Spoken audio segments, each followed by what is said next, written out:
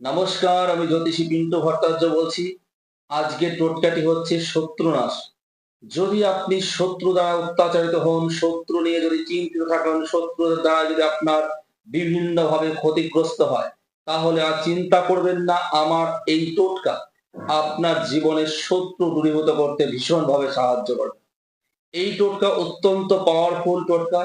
এই টোটকার মাধ্যম দিয়ে যদি পালন করেন, এই মাধ্যম দিয়ে আপনার জীবন থেকে শত্রুরা দূরীভূত হয়ে শত্রু মিত্রতে পরিণত হবে।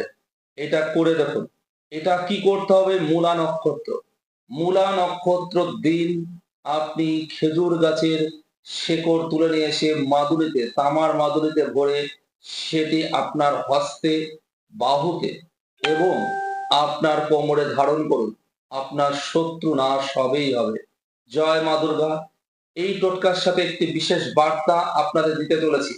বার্তাটা হচ্ছে, যেসব ব্যক্তিরা আমাকে অবৈধ বশীকরণের জন্য ফোন করেন তারা কখনো এটা করবেন না। কারণ আমি বশীকরণের কাজ করি শুধুমাত্র স্বামী স্ত্রীর মধ্যে সম্পর্ক ভালো করার জন্য, কারোর ঘর ভাঙার জন্য না। অন্যের স্বামীকে, অন্যের স্ত্রীকে বশ করার জন্য আমাকে ফোন করবেন না। কারণ এই ধরনের কাজ আমি করি না।